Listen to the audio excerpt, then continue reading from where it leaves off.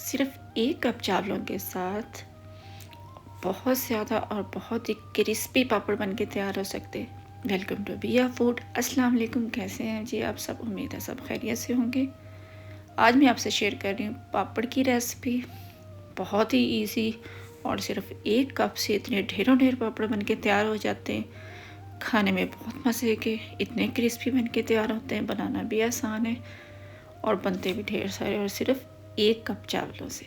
آپ دیکھ سکتے ہیں کتنے مزے کے اور یہ کتنی کرسپی پاپڑ بن کے تیار ہوئے ہیں۔ اس کے لیے ہم نے صرف ایک کپ چاول کا ہم نے پاؤڈر لیا ہے، اس کو ہم نے ایک کپ پانی کے اندر مکس کر لیا ہے۔ اس کے بعد اس میں ہم نے یہ بیکنگ پاؤڈر، بیکنگ سوڈا نہیں، بیکنگ پاؤڈر ایڈ کرنا ہے۔ تقریباً ½ چمچ ہم نے اس میں بیکنگ پاؤڈر ایڈ کر کے اس کو مکس کر دینا ہے۔ دیکھیں جو ہم نے جس کا پیسٹ بنایا ہے، بہت ہی فائن سا پیسٹ بنانا ہے، بالکل باریک ہم نے اس کو چاولوں کو پیس لیا تھا۔ چاولوں کو پیس بھی سکتے ہیں، ڈرائی چاولوں کو پیس سکتے ہیں، بھگو کے بھی چاولوں کو پیس سکتے ہیں۔ پھر اس کو ہم نے اتنے ہی پانی میں ڈال کے اچھے سے مکس کر لینا ہے۔ ہم نے تقریباً ایک کپ ہم نے چاول لیے تھے، تو ہم نے کوئی 5 سے 6 کپ ہم نے پانی ڈالنا ہے۔ پانی کو ہم نے گرم کرنا ہے۔ گرم جب پانی ہمارا ہونے لگے گا تو پھر ہم نے اس میں وہ جو ہم نے اب بیٹر تیار کیا تھا چاول کا اور پانی کا، وہ ہم نے اس میں ایڈ کر دینا۔ بیٹر کو ایڈ کرنے کے بعد اب ہم نے اس میں چمچ چلاتے رہنا ہے، اور آنچ ہم نے لو ہی رکھنی ہے، لو فلیم رکھنی ہے، اور ہم نے چمچ اس میں برابر چلاتے رہنا ہے، کیونکہ جو چاولوں کا پاؤڈر ہے وہ جلدی سے تھک ہونا شروع ہو جائے گا، اور اگر آپ چمچ چلاتے رہیں گے تو پھر گٹلیاں نہیں بن۔ مزید ہم نے ایسے چمچ چلاتے رہنا ہے، اور یہ تھوڑا سا تھک ہونا شروع ہو چکا ہے۔ اس کو مزید ابھی ہم پکنے دیں گے، یہ اتنا تھک ہو چکا ہے، مزید اس کو پکاتے رہیں گے۔ اگر آپ کو یہ ریسپی اچھی لگی تو پلیز لائک کریں، شیئر کریں، ایک دفعہ ضرور ٹرائی کریں۔ بہت مزے کے اور کرسپی بن کے تیار ہوئے تھے۔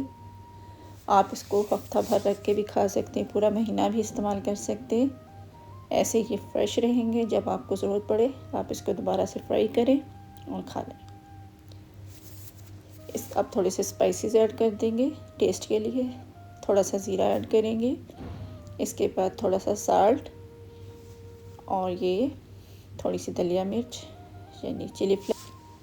کوشش کریں کہ آپ اس میں نمک ذرا کم رکھیں، کیونکہ جب آپ چیک کریں گے تو آپ کو نمک کم فیل ہوگا، لیکن جب آپ اس کو فرائی کر کے کھائیں گے تو پھر نمک بہت زیادہ فیل ہونا شروع ہو جاتا ہے۔ اس لیے بہتر یہ ہے کہ آپ نمک نہ اس میں کم رکھیں۔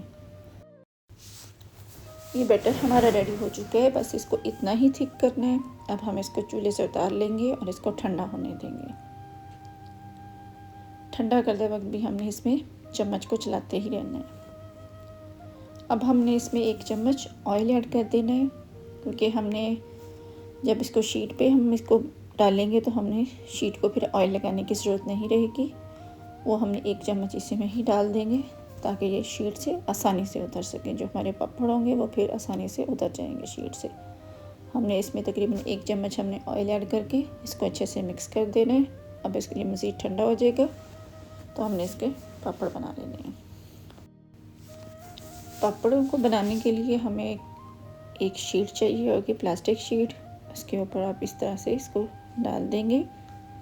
اگر تو آپ کے پاس چھت پہ دھوپ ہے تو آپ اس کو وہاں رکھ دیں، ورنہ آپ فین جلا کے اس کے نیچے اس شیٹ کو رکھ دیں تو بھی یہ سوکھ جاتے ہیں۔ 1 سے 2 دن میں یہ سوکھ جائیں گے اور پھر یہ آسانی سے شیٹ سے اتر جائیں گے۔ یہ پاپڑ ہمارے ریڈی ہو چکے ہیں، دیکھیں اس طرح سے یہ بالکل ہی پتلے سے کاغذ جیسے لگ رہے، یہ ریڈی ہو چکے ہیں۔ یہ تقریباً 1 دن میں ہی سوکھ گئے تھے۔ اب ہم نے اس کو فل گرم آئل میں فرائی کرنا ہے، اور دیکھیں جھٹ پٹ میں 1 سیکنڈ میں یہ پک جاتے ہیں، اور اتنے مزے کے اور کرسپی بن کے تیار ہوئے، اور ڈھیر سارے صرف 1 کپ سے۔ ایک بار ضرور ٹرائی کر کے دیکھیے گا، بہت مزے کے بنتے ہیں۔ تب تک کے لیے اللہ حافظ۔